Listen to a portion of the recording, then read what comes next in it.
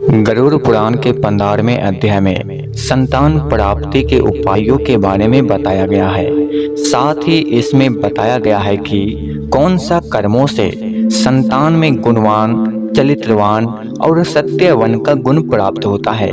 और साथ ही बताया गया है गरुड़ पुराण में कि संतान की प्राप्ति कैसे होता है, यानी कि पुत्र की प्राप्ति कैसे होता है।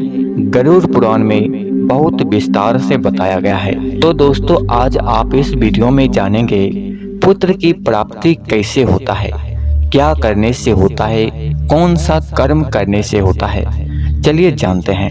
भगवान विष्णु अपने वाहन पक्षी राज गरुड़ से कई संदर्भ में बातें करते हैं। इन्हीं का वर्णन गरुड़ पुराण ग्रंथ में किया गया है।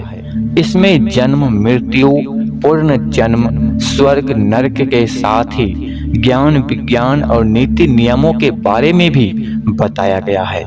इसलिए इसे 18 महापुराणों में सबसे ज्यादा सर्वश्रेष्ठ ग्रंथ माना जाता है। उत्तम संतान के प्राप्ति की इच्छा हर इंसान को होती है, क्योंकि संतान अगर उत्तम हो तो इससे समाज में मान सम्मान की वृद्धि होती है। गरुड़ पुराण के 15वें अध्याय में पक्षी राज गरुड़ ने भगवान विष्णु से इसी विषय में प्रश्न करते हैं। गरुड़ के इस सवाल का जवाब देते हुए भगवान विष्णु बोले, यह प्रश्न बहुत उत्तम है और हर इंसान को इसका ज्ञान होना बहुत जरूरी है। गरुड़ पुराण के अनुसार संतान प्राप्ति की कामना के दिन स्त्री और पुरुष दोनों को चरित्र प्रसन्न और मन शुद्ध होना चाहिए, क्योंकि स्त्री और पुरुष का चरित्र जैसा रहेगा वैसा ही चरित्र संतान में भी होगा। गरुड़ पुराण में भगवान विष्णु कहते हैं कि उत्तम संतान की प्राप्ति के लिए महिला के माहवारी के दिनों में उसके संपर्क में नहीं रहना चाहिए। मान्यता है कि देवताओं द्वारा स्त्री को माहवारी का श्राप दिया गया था, इसलिए इस दौरान स्त्री की आभा को अशुद्ध माना जाता है। माहवारी के 5वें दिन महिला को स्नान कर शुद्ध होना जरूरी होता है। इसके बाद ही पुरुष महिला के साथ एक कमरे में निवास कर सकते हैं।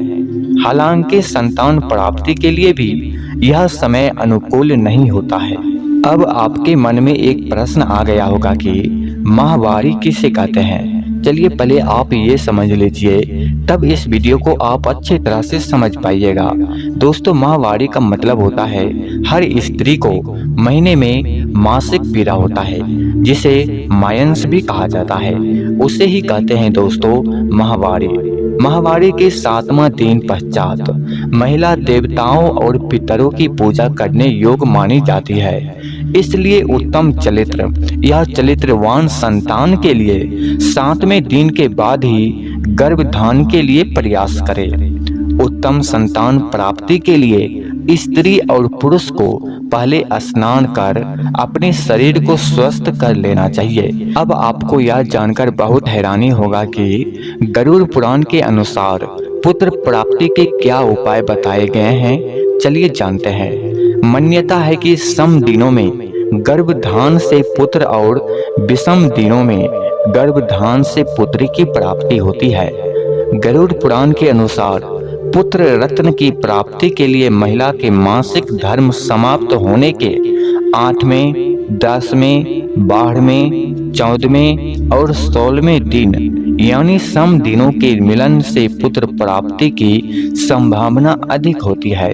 वही पुत्री प्राप्ति के लिए मासिक धर्म के विषम दिन जैसे 9वां, 11वां, 13वां, 15वां और 17वां दिन बताए गए हैं। लेकिन मासिक धर्म के 18वें दिन के बाद के मिलन से संतान प्राप्ति की संभावना बहुत कम होती है। हमेशा रहस्य भरी जानकारी के लिए आप मेरे चैनल को सब्सक्राइब जरूर कीजिएगा।